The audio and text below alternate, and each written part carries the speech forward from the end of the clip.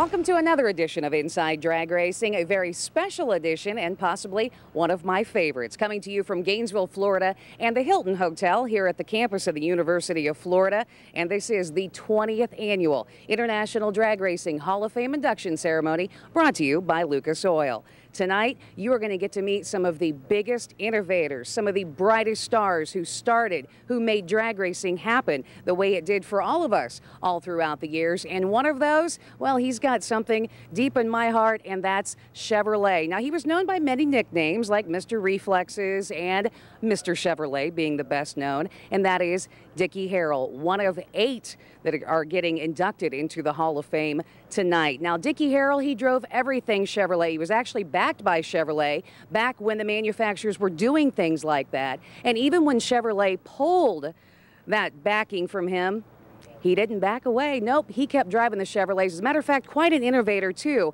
Got into the funny cars later on. But unfortunately, Dickie Harrell, we lost him in 1971 in a drag racing accident in Canada. But to find out more, let's go to the podium. I'm honored to be presenting Dick Harrell for induction into the Hall of Fame. It'll be the easiest induction I've ever done. When the Hall was instituted, there were a handful of individuals who probably should have been inducted by acclamation, regardless of whether they were retired or met the age requirements.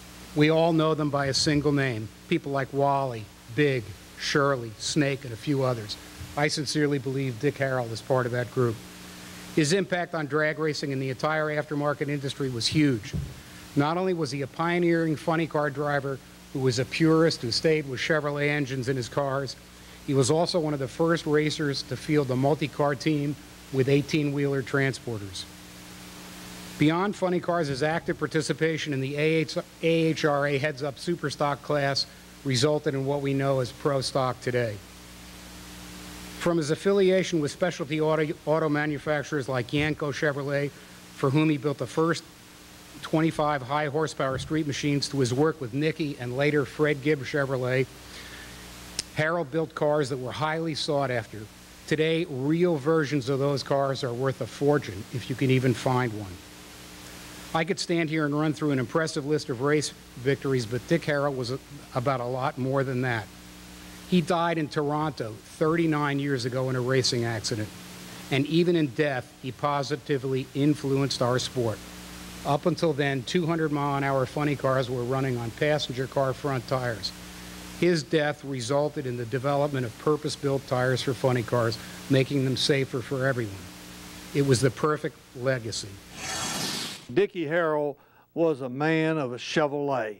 That was what he loved, and that's all he ever had. They put him in the Superstock Hall of Fame many years ago, so it was long overdue that he be in the International Drag Racing Hall of Fame. And this Chevrolet sitting here would have been a favorite of Dick. He just loved Chevrolets, and it didn't make any difference what kind they were. They could be small block, big block, whatever. But he loved them so much, he would buy Chevrolets, take them to his shop, and convert them for the customers. And if you got one of those Chevrolets, you were a lucky person. He was a great guy, a lovable guy, but like I say, he was Mr. Chevrolet, Dickie Harrell, and we welcome him into the International Drag Racing Hall of Fame. A Southern California native, 2010 Hall of Fame inductee Bill Simpson actually attended his first drag race at the age of 15. After moving from his 40 coupe to a dragster, in 1958, it was in that very dragster that he had an accident due to a faulty handbrake. Well, it wasn't long after that that Bill Simpson decided that need to find a better way to stop these cars going faster and faster speeds. And after a lot of research and development, that's when Bill Simpson came up with the very first cross-form drag chute. But if you know the name Simpson, you know that's not the only thing Bill Simpson developed. What do you say we go to Big Daddy Don Garlits down at the Museum of Drag Racing in Ocala, Florida to find out more. Kathy, you know, Bill Simpson is a guy that's very controversial. In fact, he's the guy that put on one of these fire suits and had them douse him with gasoline, and they threw a match on him. And he was in that thing for 10 or 15 seconds and did not get hurt. Now, there's a man that has the courage of his convictions. These fire suits were unbelievable. I mean, they would really withstand a lot of heat. If I'd have had one of these in South Carolina, 1959, I'd have just got out of the car, laughing, fixed the car, and continued on in the race. But leather jackets didn't do what these suits did. And Bill Simpson is one of the guys, in fact, to me, one of the main guys in safety. In fact, that's why he's going into the Hall of Fame tonight, because of all his safety innovations. The helmets, the suits, the gloves, the boots, the underwear. He designed everything because, you know, the dragsters weren't that dangerous, but those funny cars that really got hot inside there, and it stayed hot a long time. So you had to have at least 10 or 15 seconds of protection. And Bill Simpson is the man that gave that to the racers, and we all thank him from the bottom of our hearts. I've known Bill Simpson since 1967, 68, when I was just a kid in Texas trying to race. He was a drag racer. That's really what he was. That's what he loved to do. What got Bill into this business is pretty unique, though. He was drag racing in his dragster, blew an engine, kicked the crankshaft out, went through the end of the track, ran into the culvert, broke both arms, almost killed him. Now, many of you are not going to know this, but Bill Simpson was an Indianapolis race car driver. He finished 13th at the Indianapolis 500. Bill Simpson was certainly put on this earth to keep us safe. Bill, I owe you everything. Thank you, Bill. Appreciate it. Back in about 1966 or 67, when Pete Conrad and I were pretty good pals, they were building the Moon Rover. And I did the restraint system on the Moon Rover, and that thing's still up there on the moon. And there's a little embroidered piece underneath the seat belt, and it says, "The seat belt was designed and built by drag racers." I really think that of the accolades that I've received in my career, this has been probably the best. And I thank you guys. This Hall of Fame edition of Inside Drag Racing is brought to you by ARP, the world leader in racing fastener technology. By Low-Car Motorsports, the evolution of excellence. And by Coker Tire, your source for Phoenix and M&H drag tires. Low-Car Performance Products, building American quality with a lifetime warranty. For over 20 years, Low-Car has provided the best possible products and service. Drag racers, Low-Car has you covered. Low-Car offers 2 types of dial-in boards. No drilling or welding required. Low-Car's anchor-tight locking flexible transmission dipstick is NHRA accepted for use in all categories of competition. And check out the latest from Low-Car. To learn more or to order your free Low-Car catalog, log on to lowcar.com. Low-Car, quality plain and simple. ARP, the world leader in fastener technology, the fasteners of champions. Any automotive related thing for the engine, I mean, it's pretty much straight ARP. We use ARP products, and they're very dependable and reliable, and that's why we use ARP products. Anything to be more consistent or more reliable is really important, so we use ARP for everything we can. If I want to be the best, I got to have the best on my car. I saw ARP was the best, and I decided that was the company I wanted to go with. ARP, the world leader in fastener technology.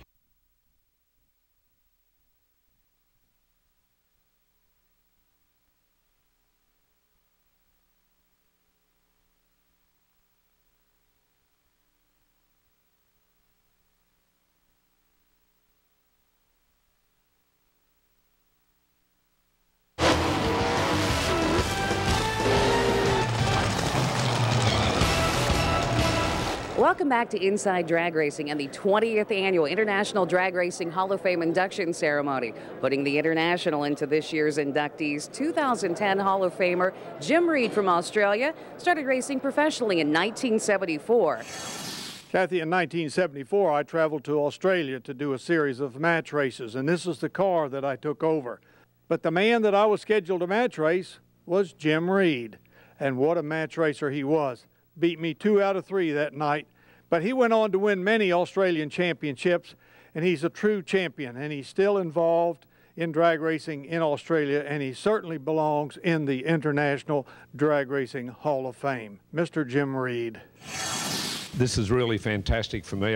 For many, many years, people come along and ask me, what is your most defining moment in drag racing? I think tonight is that defining moment for me, and I can answer everybody. Thank you. After a brief stint during World War II in the Navy, 2010 Hall of Fame inductee Jack Engle returned from the war to open up a small machine shop behind his father's service station, where he rebuilt some engines. But more importantly, what really changed history for Jack Engle was that cam grinding machine that he built and started kicking out cams that everybody wanted. And for more about that, what do you say we check in with Big Daddy Don Garlits in Ocala, Florida? Jack Engle wasn't a guy that had a big ego like All Outdoors. He didn't care if Keith Black stamped his name on the cam. In fact, he sent them over to Keith Black's with KB number such and such on the back of the cam, depending on which grind Keith wanted. Didn't even have Engle on them.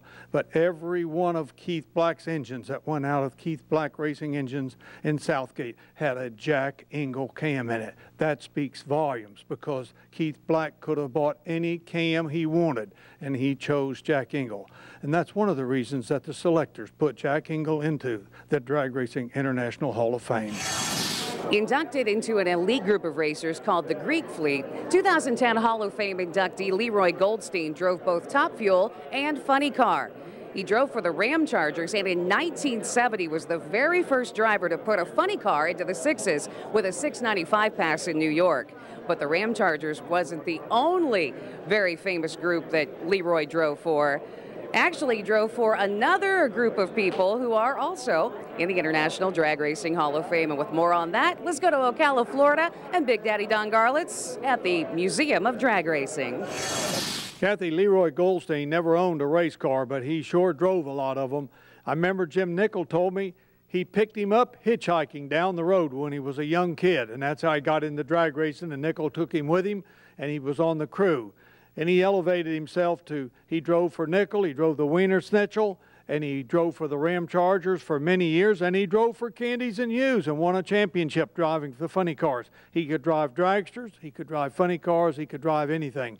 He was a really likable guy, very versatile, and we welcome him into the International Drag Racing Hall of Fame.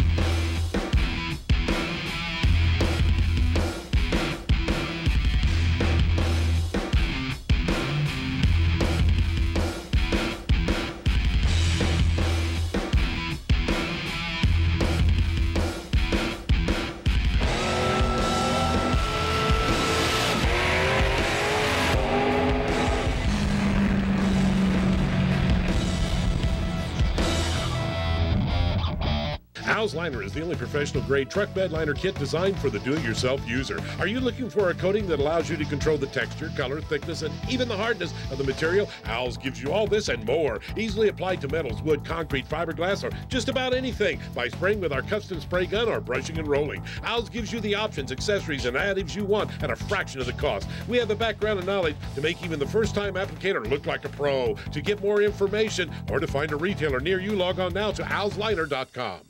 Fuel Lab has taken fuel delivery to the next level, digital. Fuel Lab Prodigy fuel pumps are the automotive aftermarket's first and only speed-controllable DC brushless-driven fuel pumps. Our award-winning patent-pending design offers improved durability, compatibility, substantially higher flow rates, and lower current draw than traditional DC brushed motor-based pumps. Fuel Lab Prodigy pumps are compatible with gasoline, diesel, methanol, and ethanol, have internal speed control for variable flow operation, and no brushes to wear out or corrode. Learn more at fuellab.com. Randy's Racing Filters will not only give you a horsepower edge above our competitors' filters, it will help your engine last longer. That's because Randy's Racing Filters are designed with over 30 years of engineering experience in industrial filtration. Randy's uses industrial duty textile filter media instead of cotton gauze or paper. And Randy's filters are washable, so you can use them again and again and again. Randy's makes them for sprint car, midgets, modifieds, or custom for any racing application or high performance use. To learn more, log on to racingfilter.com.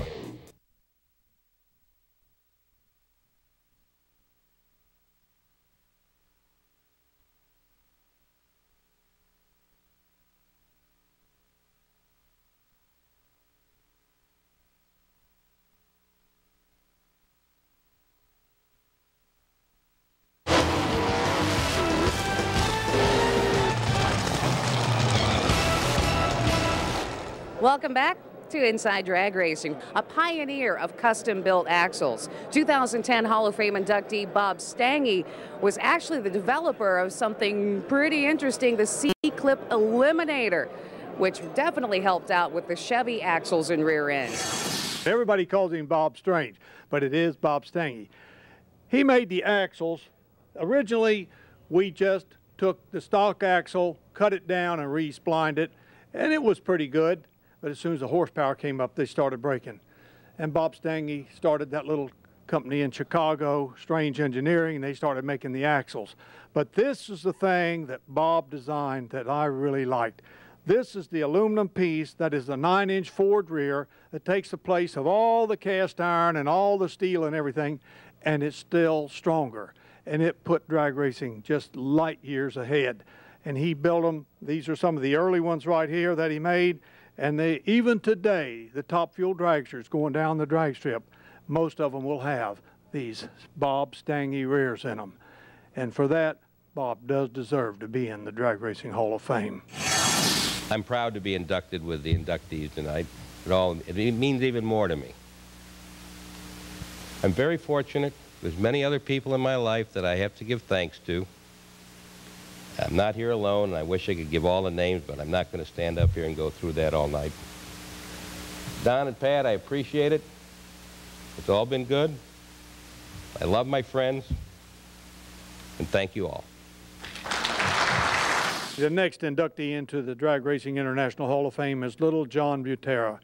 He's deceased now, but he has left a legacy. This is one of the finest craftsmen that was ever in drag racing. He built a tremendous amount of the winning funny cars. In fact, there was a period of time in the funny car racing that if you didn't have a Buttera chassis, you were not in. But the car that impressed me the most of everything little Jon ever built was this car right here. This is a complete monocoque car. There is no frame inside this body. You are looking at the frame. It is the aluminum body. Even in the back, there's no frame. The engine attaches to aluminum substructure. The ingenuity and engineering that went into this car is absolutely phenomenal. But it was the talent of little Jon Buttera that made it happen. And we are so lucky to have it here in the museum, and it is really my honor to see him come into the International Drag Racing Hall of Fame. Jon was probably, without question, one of the finest craftsmen. They made a name for themselves by building cars from Schumacher, Gary Dyer, Artie Beswick, and all the other Midwest stars. But he moved on to a lot of other things. Jon built cars for John Cannon with a Formula One team that he owned back a number of years ago. And there wasn't any superstar that he didn't build chassis for. If he didn't build them a chassis, they wanted one. He actually built Indy cars, raced Indy cars. I mean, he didn't drive them, but he had Indy cars that he built, run a team. Dennis Firestone is the driver. No doubt, I'd have to say, one of the most talented people ever in drag racing. Mr.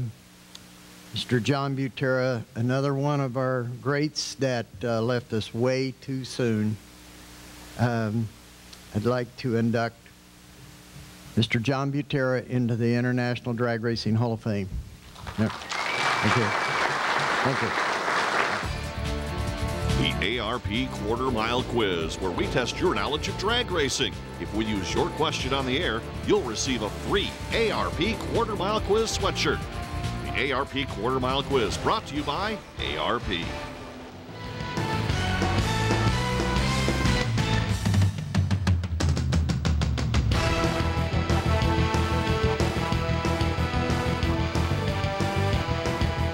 Well, we have some adjustments on the clutch, and the clutches are made up of 3 different counterweight, which is weight on the finger by the gram, and then we have what's called stall springs on there. So what they do is they set the stall springs and the air gap so that you can hold the car back in the lights. So when we go into the staging line, the car's idling about 2,300. We're pulling on the brake pretty hard, and the car doesn't want to really go anywhere because we have enough stall and air gap in there to give it the space that it needs to sit there until we hit the throttle. The minute we look at that throttle, though, the clutch is locking up and going.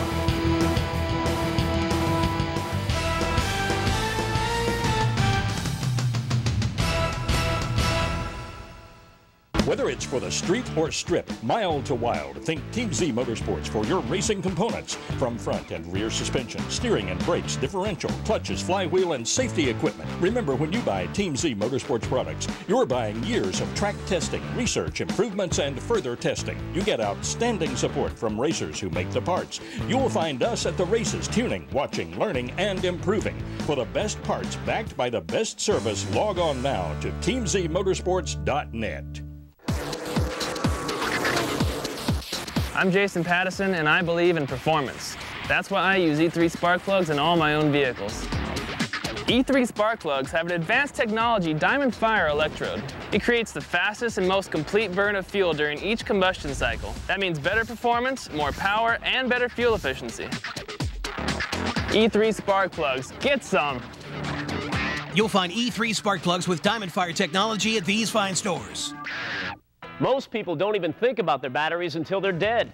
That's why there's a Deltran battery tender. The Battery Tender Plus charges your battery to 100%, then automatically maintains it, and they can double the life of your battery. For smaller spaces, grab a Battery Tender Junior. It's lightweight, compact, and easy to use. You need to check out the Battery Tender Waterproof 800. It's completely enclosed, so it's protected from moisture and vibration. Find the world's most advanced battery charger at batterytender.com.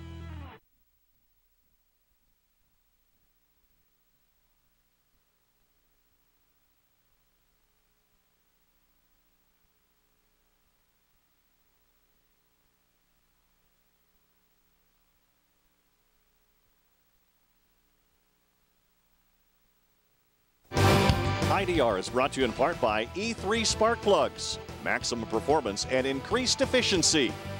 By Al's Liners, open a box of possibilities. And by the Ultra Street Avenger from Holley, ultra light, ultra cool, ultra fast. And our final inductee of the evening is a sportsman racer, super stock sensation, Bobby Warren. There's been some big names across this stage right in front of me, but no one's more surprised than I am. No one is more surprised. Last fall, I was sitting in my motorhome at Z-Max Dragway in Charlotte when I got a phone call. And the phone call asked me, said, "Are you Bobby Warren?" I said, "Yes." And on the other end, it says, "This is Don Garlits." I said, "Yeah, this is some of my buddies playing a trick for what it is." And so he asked me again. He says, "Is this Bobby Warren?" I said, "Yes, this is Bobby Warren, but I'm not sure this is Don Garlits." And I'm so grateful to be here tonight in a group like this, because you just don't hear many sportsmen names mentioned in a group like this. And I'm so proud to be among the first. And now for this year's Founders Award, the gentleman who created the word Cacklefest. Like so many young men of my generation, I began my love of cars by reading the monthly magazines. I bought my first issue of Carcraft at 12, and I saved my school lunch money to get the latest issue of Rod and Custom or Carcraft.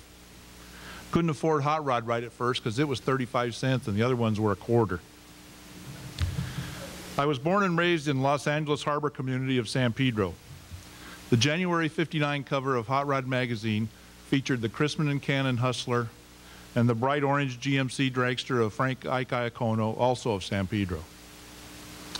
My next door neighbor, Bob Brownell, was a little older than me, and he worked for Iacono. And believe me, when you're a 13-year-old kid and the car that's on the cover of Hot Rod pulls up in front of your house, that's pretty exciting, and I never got over it.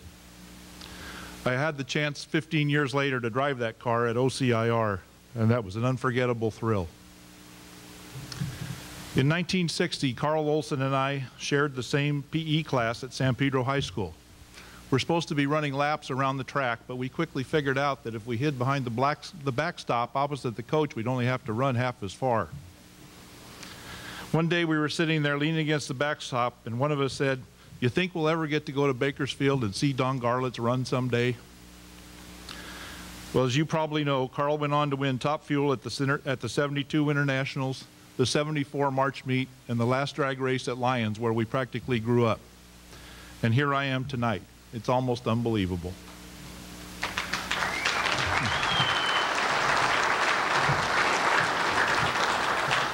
I was blessed with a great memory for things that I like, so I didn't do that great in school. But I loved all kinds of cars, and I absorbed those magazines like a sponge. By the early 70s, I owned my own hot rod, and I wrote the program introduction for the LA Roadster exhibition. Bud Bryan, who was then the editor of Rod and Custom, suggested it was pretty good and I ought to write something for them. Since then, I began freelance writing, and I've written hundreds of articles on subjects ranging from George Barris to A.J. Foyt. I also had the privilege of writing some of the biographies for members before Harry did it, inducted into this Hall of Fame, as well as writing about Art Chrisman, Danny Ungaius, Tommy Ivo, Tom McEwen, and others for their induction into the Motorsports Hall of Fame of America. In the early 90s, Steve Gibb convinced NHRA to start a historical services division as a means of collecting cars and memorabilia with hopes of creating a museum. I knew Wally Parks through my writing career, and when an opening became available, I told Steve and Wally I'd be interested in filling it. I retired from my 28-year career as an LAPD motor officer and was hired on May 1st of 1995. One of my first projects was helping to create a 20,000 square foot display of NHRA drag racing for the LA County Fair. That exhibit was so popular that the fair management suggested we do the museum on the Fairplex grounds. It couldn't be more appropriate because the first ever NHRA drag race was held there at Pomona in 1953. And of course, the season begins and ends with the Winter Nationals and the Auto Club Finals. The late Wally Parks, Bob Daniels, and Steve Gibbs and myself took on the task of opening the museum. None of us knew anything about building museums, so we just did it anyway. On April 4th, 1998, it opened, and I'm proud to be the only curator the museum's ever known. A wonderful lady named Carmen Schroeder started the Gilmore Roars Again party to help circle track racers down on their luck. She forgot more racing history than most historians claim to know. She always used to tell me, says, "Hey kid, you do it for all the right reasons and someday it'll pay off." I hope I can continue to do it for the right reasons for a long time to come. There are so many people to thank, but I'd like to single out Wally Parks and Steve Gibbs for giving me the opportunity, and Don Garlits for this extraordinary award. Whenever I'm asked about the best part of my job, I always say, it's great to be friends with your heroes. Tonight I can add, it's really great to be honored with your heroes. Thank you very much.